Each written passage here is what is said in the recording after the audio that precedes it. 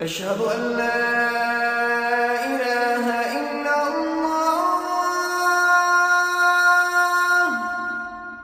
আপনারা সবাই জানেন আমাদের দেশের একটা সংবিধান আছে, যে সব দেশেরই আছে। যে কোনো একটা স্বাধীন রাষ্ট্র হলে তার একটা সংবিধান থাকবে, সার্বভৌমত্ব থাকবে, জনগণ থাকবে, ভৌগোলিক সীমানা থাকবে। এই চারটা মূল উপাদান, এটা ছাড়া কোনো রাষ্ট্রই হতে পারে না। বাংলাদেশের একটা রাষ্ট্রীয় সংবিধান আছে। এই সংবিধানের সাথে একে লেখা আছে প্রজাতন্ত্রের সকল ক্ষমতার মালিক জনগণ। তাহলে এখন যদি কোনো ব্যক্তিরা বিশ্বাস করে আবার লা ইলাহা পড়ে, লা ইলাহা ইল্লাল্লাহ মানে হচ্ছে কোনো ক্ষমতার মালিক কেউ নেই, কোনো জনগণ নেই, কেউ নেই। আমাদের দেশের জনগণ ক্ষমতার মালিক। এখন এত ক্ষমতার মালিক হলে তো সমস্যা। সেজন্য জনগণ ভোট দেয়, ভোট দিয়ে ওই ক্ষমতাটাকে হস্তান্তর করে এমপিদের কাছে। এবারে এমপিরা ক্ষমতার মালিক হয়ে জনগণের ক্ষমতা পেয়ে গেল, এরপরে সংসদে গিয়ে বসলো। সংসদে গিয়ে এখন যে কয়জন বসলো, গোটা দেশের জনগণের ক্ষমতা তাদের কাছে। এখন এরা সার্বভৌম ক্ষমতার মালিক। এই প্রথমে সার্বভৌমত্ব আসে। সার্বভৌমত্বের কমান্ড কি আইন বলা হয়। কাজে তারা সার্বভৌম ক্ষমতার মালিক হয়ে গেল, ওখানে মালিক হয়ে বসলো। আপনারা আশ্চর্য হবেন, ফেরাউন যে আল্লাহ দাবি করেছিল, এই ফেরাউন এই অর্থে আল্লাহ দাবি করেছিল। ফেরাউন আসমানের আল্লাহ দাবি করে নাই, এটা দাবি করতেও পারে না, দাবি করলে তো মানবেও না। চন্দ্র সূর্যের মালিক আমি, আসমানের মালিক আমি, এই দাবি কেউ করতে পারে? এই দাবি ফেরাউন করলে ওরে কেউ মানত, থাপ্পড় মারত ওরা। তাহলে বোঝা গেল ফেরাউন এই যে আল্লাহ দাবি করেছিল, ভালো করে বুঝবেন আমার জাতি কত যে অজ্ঞ। এরা মনে করে ফেরাউন আল্লাহ দাবি করেছিল, এবারে আল্লাহ দাবি করলে সেই আল্লাহ কি আসমানের আল্লাহ? এটা দাবি করলে কেউ মানত নাকি? কোরআনে স্পষ্ট বলা আছে, ফেরাউন বলছে আলাইসা লি মুলকু মিসর হাযা, এই মিশরের ক্ষমতা কি আমার হাতে নয়? তাহলে বুঝা গেল মিশরের ক্ষমতার মালিক সেই হিসেবে আল্লাহ দাবি করেছে। আমাদের এই লোকগুলো সারা দেশের ভোট পেয়ে তারপরে বাংলাদেশের সর্বময় ক্ষমতার মালিক হয়ে তারা সার্বভৌমত্বের দাবি করছে। এরা কোন আসনে বসলো? এখন আল্লাহর আসনে বসলো। অথচ এই ক্ষমতার মালিক একমাত্র কে? আল্লাহ সুবহানাহু ওয়া তাআলা। আপনারা বলবেন এরা তো আসমা আল্লাহ দাবি করে নাই। ফেরাউন আসমা আল্লাহ দাবি করে নাই। ফেরাউন যে অর্থে আল্লাহ দাবি করেছিল সেই অর্থেই এই লোকগুলো কি দাবি করে? আল্লাহ দাবি না করলেও শব্দটা আল্লাহ শোনায়, কারণ আরবি তো জানে না এরা। বাংলায় বলে সার্বভৌমত্বের মালিক। তো সার্বভৌমত্বের মালিক কি বলে আল্লাহ আরবিতে? সার্বভৌম ক্ষমতার মালিক। এই সার্বভৌম ক্ষমতার মালিক হওয়ার জন্য কি কোয়ালিটি দরকার? ওটা কোরআনে আছে। আয়াতুল কুরসির এত ফজিলত কেন? আপনার আয়াতুল কুরসির ফজিলত সবার কাছেই শুনবেন, যে সকালে একবার বলে সারাদিনে ভূত পালায়, শয়তানে তার ধরবে না।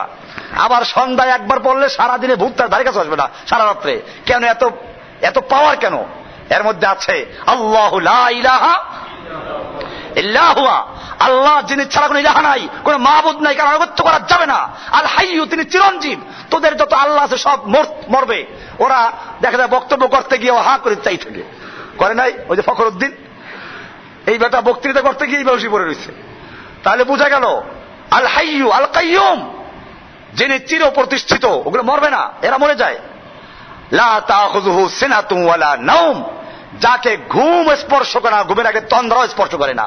তোদের ওগুলো রাত্রে গিয়ে দেখো, 12টার পরে, 1টা পরে, 3টা পরে গিয়ে দেখো কেমন ঘুমায়, নাক দিয়েও টানে আর পিছ দিয়েও টানে। ভাইরা আমার, এই যে লোকগুলো আছে এরা সার্বভৌম ক্ষমতার মালিক, সার্বভৌমত্বের মালিক।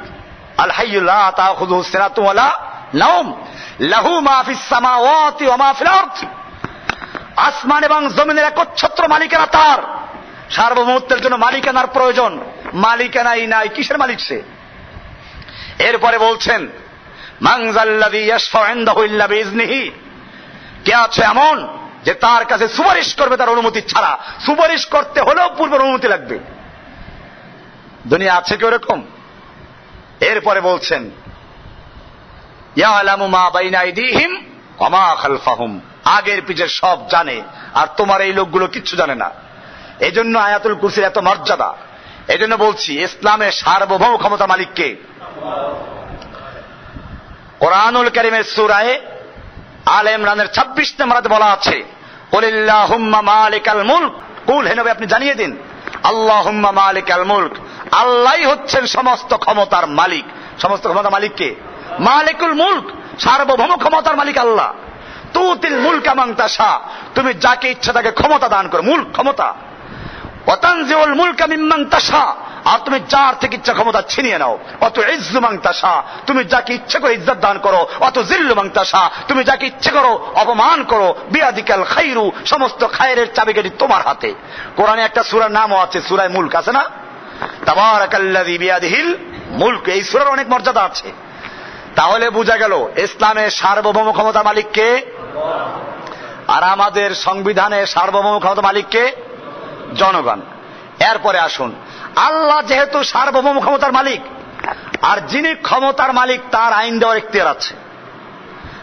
আপনি একটা কারখানার মালিক, 10,000 শ্রমিক আপনার অধীনে কাজ করে, আপনি মালিক, আপনার ক্ষমতা আছে, এখন আপনি যেটা বলবেন ওইটা আইন।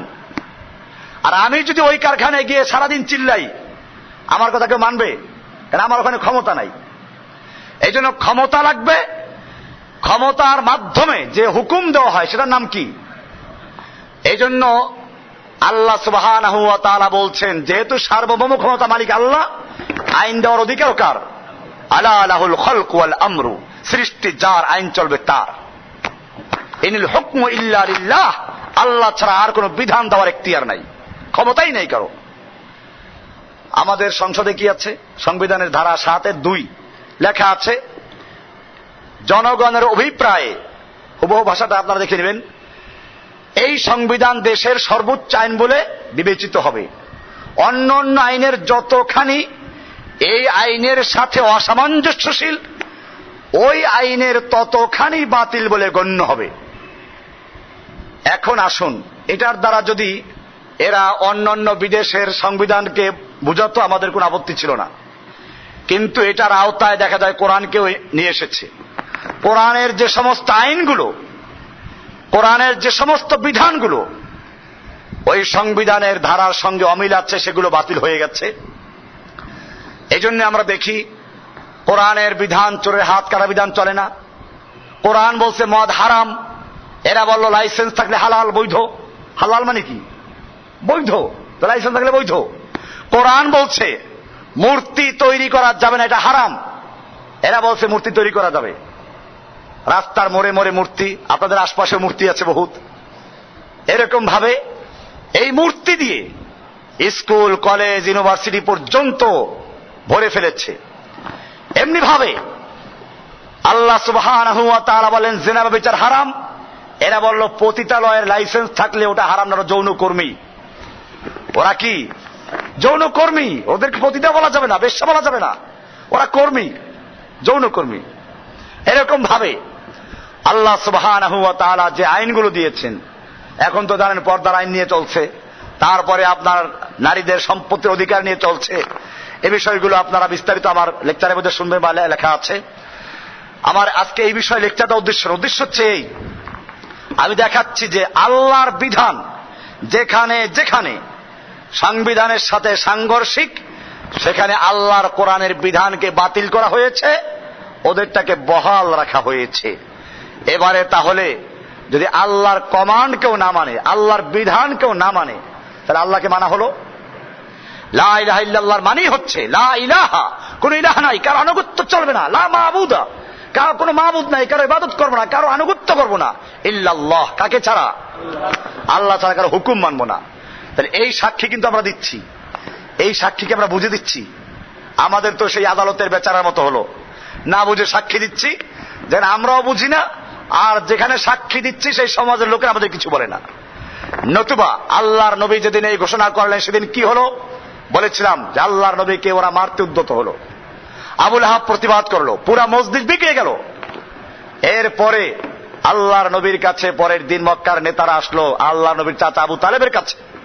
আবু তালেব, তুমি একজন আমাদের সম্ভ্রান্ত ব্যক্তি মক্কার, তোমার ভাতিজাকে ভালো জানতাম, কিন্তু পাগল হয়ে গেছে। পাগল হোক আর যাই হোক, আমাদের প্রস্তাব, সে যদি বড় ধনী হতে চায় আমরা তাকে চাঁদা করে ধনী করে দিব। যদি সুন্দরী নারী বিয়ে করতে চায়, মক্কার সবচেয়ে সুন্দরী নারী বিয়ে দেব। যদি নেতা হতে চায়, মক্কার নেতৃত্বের মুকুট থেকে পরিধান করে দেওয়া হবে, কিন্তু একটা শর্ত, তা হচ্ছে এই লা ইলাহা ইল্লাল্লাহর দাওয়াত দেওয়া যাবে না।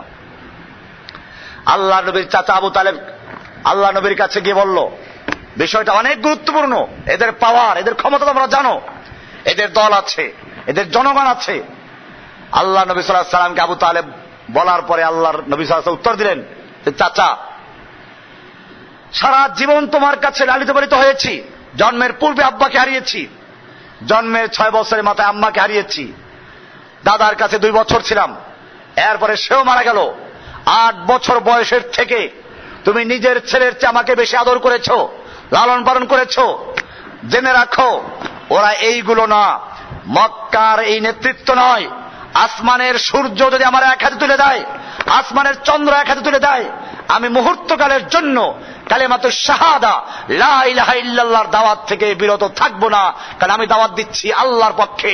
যালিকা বিআন্নাল্লাহা মাওলাল্লাযীনা আমানু ওয়া আন্নাল কাফিরিনা লা মাওলা লাহুম। আমি যার পক্ষে দাওয়াত দিচ্ছি তিনি ওদের চেয়ে অনেক বড় ক্ষমতার মালিক, তার পাওয়ার অনেক বেশি, তার ক্ষমতা অনেক বেশি, তিনি সার্বভৌম ক্ষমতার মালিক, তার আইন কেবল চলবে, এছাড়া কারো আইন চলবে না। আমার মাওলা আছে, দুনিয়ার কুফফারদের কোনো মাওলা নাই, আমি তার পক্ষে দাওয়াত দিচ্ছি। ভাইরা আমার, এরপরে আপনারা জানেন জুলুম নির্যাতন শুরু হলো, শেষ পর্যন্ত নবীকে হত্যা করার জন্য ঘেরাও করেছিল। আল্লাহ তাআলা তারপরে সাহায্য করেছেন। আমাদেরকে মনে রাখতে হবে, এই কুফরি মতবাদ আজকে আমাদের সমাজে আছে। মুসলিমরা লা ইলাহা ইল্লাল্লাহ পড়ে, আবার এই মূর্তি, এই জনগণের সার্বভৌমত্ব, জনগণের তৈরি করা আইন, মানব রচিত আইন, এই সবগুলো আমাদের সমাজে ঢুকে আছে। আমাদেরকে লা ইলাহা ইল্লাল্লাহর সাক্ষী দিতে হলে আমাদেরকে বুঝে শুনে সাক্ষী দিতে হবে। এই সাক্ষী সাধারণ সাক্ষী না। কোরআনুল কারীমে আল্লাহ তাআলা বলেছেন যে, কুল আইয়ু শাইইন আকবারু শাহাদা, সবচেয়ে বড় সাক্ষী কোনটি তুমি কি জানো? আমাদের যদি প্রশ্ন করা হয় সবচেয়ে বড় সাক্ষী কোরআনে কোনটা, হয়তো অনেকে বলতে পারবো না। এটা কোরআনুল কারীমের সূরা আনআম এর 19 নম্বর আয়াতে বলা আছে, কুল আইয়ু শাইইন আকবারু শাহাদা। এই আয়াতের শেষে গিয়ে বলা আছে, কুল ইন্নামা হুয়া ইলাহু ওয়াহিদুন, এক আল্লাহ, আল্লাহ যে এক, আমাদের মাবুদ একজন, এর সাক্ষী দেওয়া হচ্ছে সবচেয়ে বড় সাক্ষী। কোরআনুল কারীমে এই সাক্ষীটার এত গুরুত্ব দেওয়া হয়েছে। আল্লাহ তাআলা সূরা আলে ইমরানের 18 নম্বর আয়াতে বলেছেন, শাহিদাল্লাহু আন্নাহু লা ইলাহা ইল্লা হুয়া ওয়াল মালায়েকাতু ওয়া উলুল ইলমি কায়িমান বিল কিসতি লা ইলাহা ইল্লা হুয়াল আজিজুল হাকীম। আল্লাহ তাআলা সাক্ষী দিচ্ছেন, ফেরেশতারা সাক্ষী দিচ্ছে, সমস্ত ইলমওয়ালারা সাক্ষী দিচ্ছে, জ্ঞানীরা সাক্ষী দিচ্ছে। সেই সাক্ষীটা কি? যে সাক্ষী আল্লাহ নিজে দিয়েছেন, যে সাক্ষী ফেরেশতারা দেয়, যে সাক্ষী সমস্ত জ্ঞানীরা দেয়, সেই সাক্ষীটা কোনটা? লা ইলাহা ইল্লা হুয়া, আল্লাহ ছাড়া কোনো ইলাহা নেই। এই সাক্ষী দেওয়া, এই সাক্ষী বুঝে শুনে দিতে হবে। আজকে আমরা সাক্ষী দিচ্ছি, আবার এর বিপরীত কাজগুলো করছি। কিছু শিরিক ভিআইপি শিরিক, কিছু গরিবদের শিরিক। ভিআইপি শিরিক কোনটা?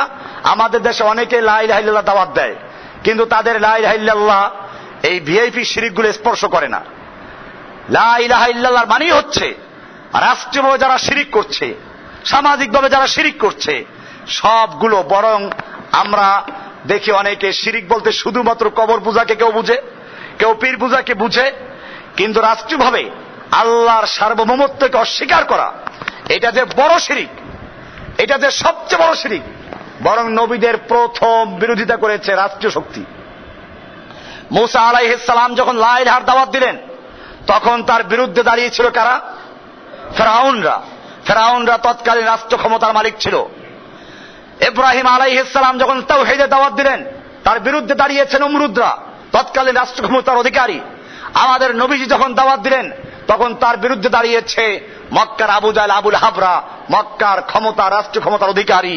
বোঝা গেল লা ইলাহা ইল্লাল্লাহর মানে প্রথম পর্যায়ে যেখানে আঘাত করবে তা হচ্ছে জনগণের সার্বভৌমত্ব এবং জনগণের কমান্ডকে বাতিল করে এক আল্লাহর সার্বভৌমত্ব, এক আল্লাহর কমান্ড প্রতিষ্ঠিত করা। এটা হচ্ছে লা ইলাহা ইল্লাল্লাহর মূল অর্থ।